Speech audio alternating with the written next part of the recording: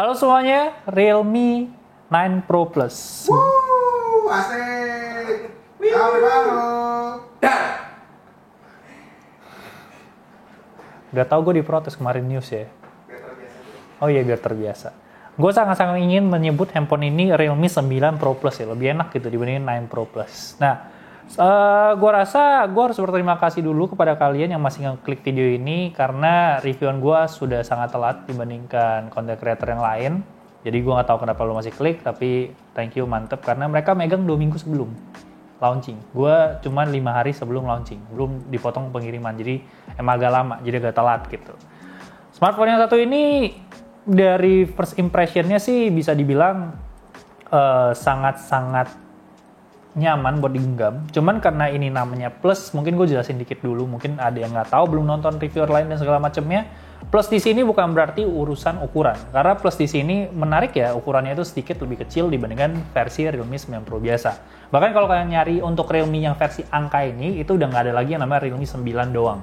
Paling bawah itu sekarang mulainya dari Pro. Oke, smartphone ini desainnya menurut gue nggak FOMO, jadi dia nggak mencoba untuk mengikuti smartphone lain yang kotak-kotak, tapi tetap di sini bagian atas dan bawahnya masih dibikin flat. Dari desain sih tentu aja kita ngomongin masalah selera lah. Gue pribadi sih nggak ada masalah sama sekali untuk urusan desainnya, karena emang keren dan masih terlihat elegan.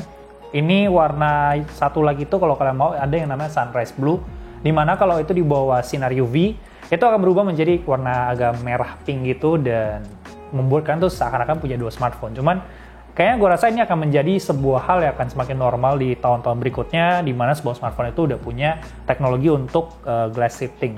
Bukan glass shifting sih, ini kan nggak glass ya. Karena belakangnya plastik, cuman emang dikasih kayak coating gitu yang ngebikin smartphone ini tuh lumayan enak sebenarnya buat digenggam.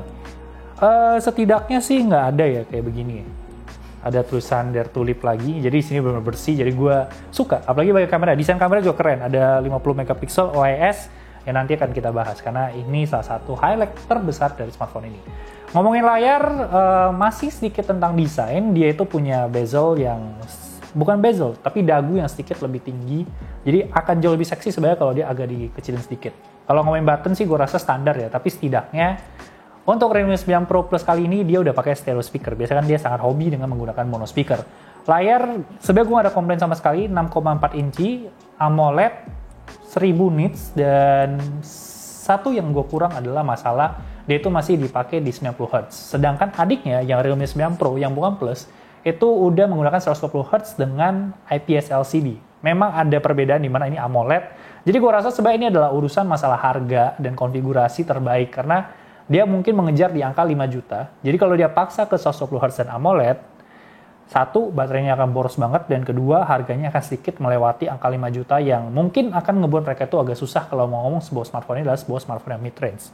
Ngomongin performa, ngomongin baterai tadi 4500 mAh.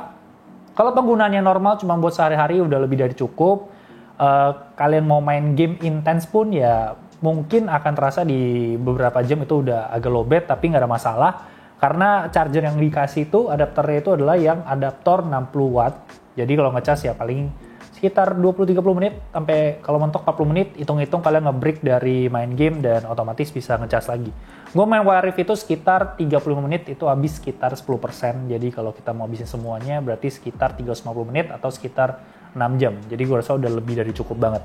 Terus ngomongin dari smartphone ini, dari Wiref sendiri, karena gue nggak main game lain sebenarnya, jadi gue nggak terlalu paham seberapa pengaruhnya untuk performa di game itu. Wiref sendiri gue main di mentok kanan, di kanan semua, tapi setahu gue masih belum ada yang ultra. Dimana ini dari FPS ya, itu gue nggak ngerasa drop sama sekali. Dia itu menggunakan SoC MediaTek Dimensity 920 yang tentu aja udah support 5G, plus ada RAM-nya itu di 8GB, dimana itu bisa di-expand lagi, domain expansion itu menjadi 5GB lagi, jadi totalnya sekitar 13GB. Untuk konfigurasinya sekarang yang gue pegang itu yang 256GB, ada yang 128 juga kalau kalian ngerasa nggak perlu memori yang terlalu gede, tapi dia juga ada SIM card sama micro SD slot. Fun fact, itu kebetulan gue masukin nomor dan WhatsApp-nya itu udah ada grup keluarga ya, dan mereka berbagi masalah keluarga mereka di sana. Tapi nggak usah disebutin lah masalahnya di mana. Cuman gue nggak keluar dari grup itu, gue pantengin. Oke, ngomongin dari performa yang gue coba main Wiref sendiri, itu nggak ada panas-panas sama sekali. Gue bisa bilang dengan full brightness, wifi karena gue nggak suka main di seluler karena pingnya akan nggak stabil, itu sangat-sangat aman. Mungkin gue rasa ini salah satu faktor dari vapor chamber yang juga datang dari Realme GT yang gue nggak pernah nyoba yang katanya bagus ya. Karena kalau kita ngeliat Realme belakangan ini emang secara smartphone itu emang lagi menarik banget ya, kayak kita ngomongin Realme 9, Realme GT itu sangat mencuri perhatian. Bahkan yang Master Edition tuh yang sekali lagi gue nggak megang sampai sekarang yang katanya bagus, itu juga menarik gitu. Nah, ngomongin smartphone ini lagi, kita ngomongin dari sisi UI-nya, UI, operating system-nya. Dia udah pakai Realme UI 3.0 based on Android 12, sebuah skin yang menurut gue sangat-sangat familiar dan bukan salah satu yang favorit buat gue juga. Yang paling sering gue gunain tuh biasanya floating apps. Jadi kalau kalian buka sebuah aplikasi, kalian bisa jadiin dia picture-in-picture. Dimana ini paling sering gue pakai kalau lagi nge-queue main Wild Rift. Karena gamenya kan calon dead game ya, fair-fairan aja ya. Sangat lama untuk nge-queue. Bisa gue sambil nonton TikTok atau ngapain gitu. Terus kita ngomongin fitur kedua yang sering gue pakai itu ada game assistant-nya. Dimana game assistant ini untuk buat game mode tuh kayak dimentokin semuanya. Terus ada sistem monitoring, jadi kalian tuh nggak akan terganggu dengan notifikasi. Tapi fitur-fitur lain yang sebenarnya dulunya ada di smartphone gaming, sekarang tuh udah ada di mid-range begini. Karena kalian tuh udah bisa kayak connect ke WhatsApp buat sambil teleponan mungkin, Discord, bahkan ada voice changer, bahkan screen record. Semuanya tuh udah lengkap banget di game assistant yang kalian tinggal swipe kalau lagi main game. Oke, ngomongin performa udah, desain udah, layar cakep sih, kontras segala macem nggak ada masalah. Kita ngomongin kamera. Sebuah highlight dari smartphone ini tentu aja kita ngomongin kamera 50 megapiksel dengan sensor Sony IMX766-nya. Sebuah sensor yang bisa dibilang sudah terletak di berbagai macam flagship yang membuat Realme dengan bangga menyatakan kalau ini adalah flagship in mid-range. Walaupun ya gampangnya sebut aja mid-range tapi mentok ya. Jadi jangan sebut flagship in mid-range seakan-akan ada flagship mid-range sama mid-range. Itu ngebikin orang-orang tuh bingung gitu. Jadi bilang aja mid-range-nya udah mentok paling kanan. Nah, ngomongin kamera sendiri secara hasil memang bagus. Kalau kita ngomongin kamera mid-range sekarang, kalau kita ngomongin kondisi cahaya yang pas, studio, itu udah pasti nggak ada masalah. Tapi di sini, low light-nya itu juga salah satu yang bisa diajak gelut lah sama smartphone lain karena emang hasilnya bagus banget. Cuman kalau kita balik lagi, kita ngomongin Realme, kita ngomongin processing image ya. Karena kan kita punya satu sensor yang bagus pun, itu bukan berarti hasil kamera itu akan persis semuanya. Semuanya ada masalah processing image ya. Dan bisa dibilang Realme tetap stay dengan processing image mereka yang ngebuat segala sesuatu itu terlalu ngejreng. Jadi kalau paling sering tuh, paling gampang kan dari dulu kan gue sering nge-review Realme ya, jadi gue tahu hasil fotonya. Itu kalau pohon tuh daun tuh hijaunya bisa ngejreng banget hijau. Jadi bener-bener dinaikin untuk vibrance ya. Tapi setidaknya kalau ngomongin kamera udah oke banget. Tapi kalau kita ngomongin kamera pendampingnya, dia punya 8 megapiksel ultrawide dan 2 megapiksel makro kamera. Setidaknya kita nggak ngelihat 4 kamera begini lagi, nggak ada 2+2 lagi, jadi gue nggak ada masalah sama sekali. Walaupun kalau kita ngomongin performa, tentu 8 megapiksel dibanting habis-habisan sama kamera utama ya. Tapi setidaknya kamera utamanya kan udah oke gitu. Kamera depannya itu selfie 16 megapiksel dan gue hampir lupa. Karena gue ngomongin selfie jadi gue inget, mungkin nanti gue akan bahas setelah kamera dan video.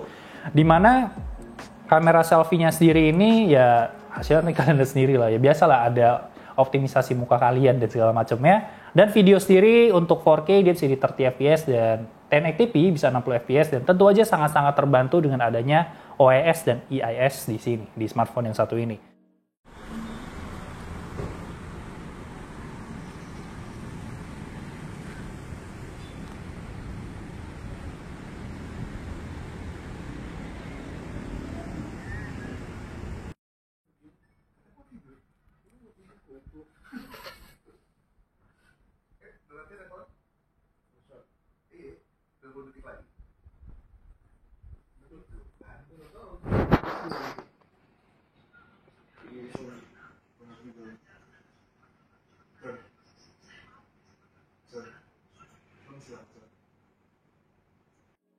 Nah, karena gue tadi hampir lupa, ini masalah OS-nya, masalah Realme UI 3.0-nya, ini adalah masalah personalisasi. Jadi kalau kita ngomongin personalization, Android 12 sendiri kan, kalau yang paling mentok ya, itu kalian bisa ngebikin icon-icon kalian tuh sesuai dengan wallpaper kalian. Tapi di sini dia lebih ke, control center-nya, terus masalah kalau kalian ngebuka multi application, itu di bagian bawah ada iconnya, itu ngikutin dari warna wallpaper kalian. Bahkan salah satu yang menarik di always on display-nya adalah kalian bisa selfie dan kalian bisa portrait muka kalian. Jadi nanti akan ada garis dari muka kalian yang akan menjadi always on display. Serius. Dan ketika kalian buka, itu akan lihat foto kalian sebagai wallpaper. Jadi kayak berkesinambungan, cuman gue agak aneh kalau ngelakuin itu di smartphone gue sendiri.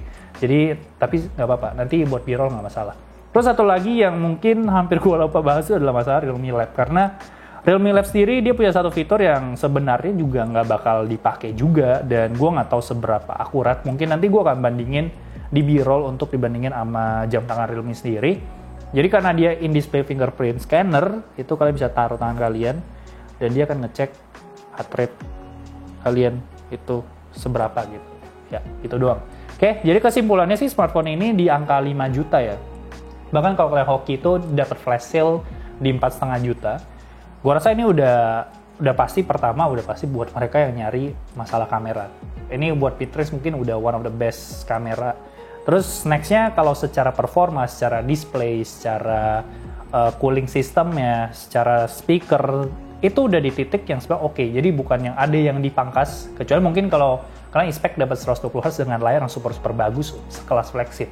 Mungkin kalian nggak dapat, tapi kalau kita ngomongin toleransi di mid-range ini sangat-sangat direkomendasikan. Kamera semuanya segala macam itu udah aman banget, dan untuk OS-nya juga salah satu OS yang familiar banget buat gue. Jadi gue nyaman-nyaman aja kalau menjadikan smartphone ini sebagai di smartphone gue. Dan satu lagi, kemarin dia bilang ini 7,99 mm ya. Jadi katanya karena kayak clickbait YouTube kan bilangnya angka depannya doang 7 mm gitu. Enggak, ini 8 sebenarnya. 8 kurang 0,01. Jadi kalau dibandingin sama Realme 8 Pro juga sebenarnya nggak ada beda-bedanya. Oke.